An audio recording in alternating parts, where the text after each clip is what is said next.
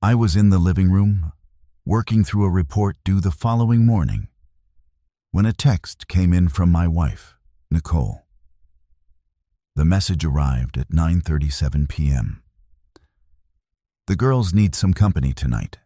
Don't stay up." I read it twice. Something about the phrasing felt wrong. Earlier that evening, she had mentioned going out for a casual dinner with co-workers after a difficult week. But this wording, "the girls need company," didn't sound like her. It carried an overly familiar, almost rehearsed tone that set my instincts on edge. I tried to dismiss the unease, reminding myself not to overthink it or turn into the kind of husband who reads suspicion into every word. But the feeling persisted. An hour later, I opened the location sharing app we had set up years earlier for security, a feature we rarely used. Her phone wasn't at the restaurant she had mentioned.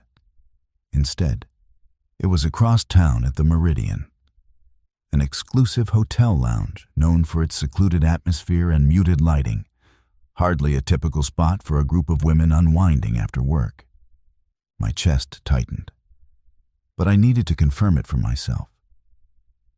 I took my keys and drove there, not driven by anger or jealousy, but by a hollow need to know. Parking across the street with my headlights off, I watched through the lounge's large windows.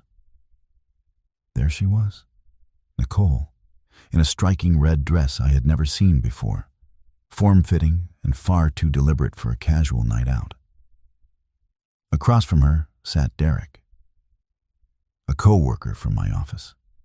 They were leaning in close, sharing laughter, his hand resting just inches from hers on the small table between them. Without hesitation, I took a clear photograph of the scene. The two of them bathed in the lounge's warm light, her expression unguarded and unfamiliar, the narrow space between their hands carrying its own implication. I attached the image to a message and typed, "Do you recognize this?" Then I sent it, locked my phone, and waited. Before we continue, I'd love to know, where are you watching from?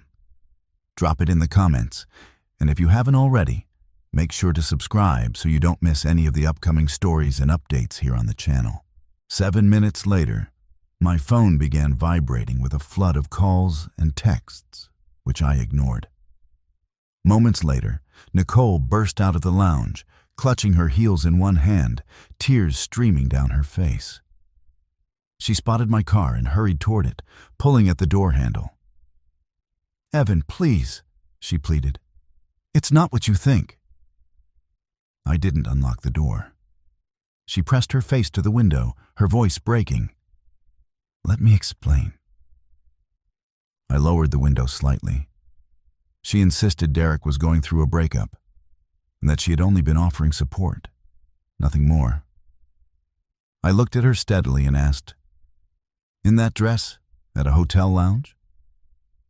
She opened her mouth, but said nothing.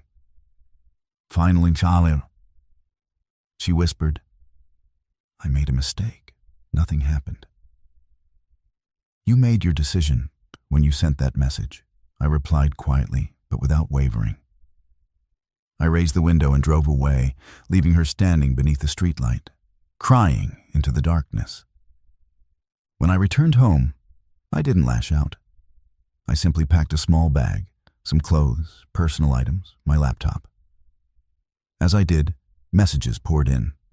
Pleas to come back, declarations of love, insistence that it meant nothing, requests to talk. Each one rang emptier than the last. I turned off my phone and sat in silence. It struck me then that betrayal doesn't always require physical proof. Sometimes it begins with a single, carefully worded message that reveals more than the sender intends. The next morning, Nicole came home, her face streaked and her eyes red. "Please don't leave," she begged. "I don't even know why I did it. I just wanted to feel noticed." I regarded her calmly.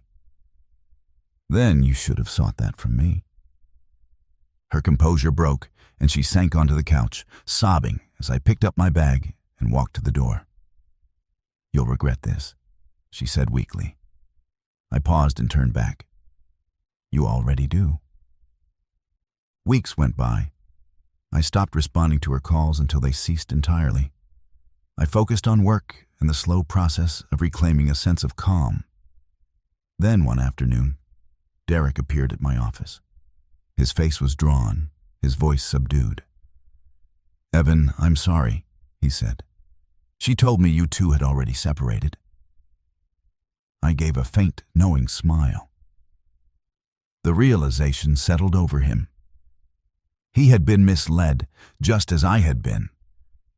No further explanation was needed. Months later, I learned through a mutual acquaintance that Nicole had left the city after being let go from her job amid a workplace controversy involving Derek. I felt no triumph, only a quiet sense of resolution. That night, I opened the photo I had taken, the image of them in the lounge, and deleted it. There was no need to hold on to evidence any longer. The truth had already made itself fully known.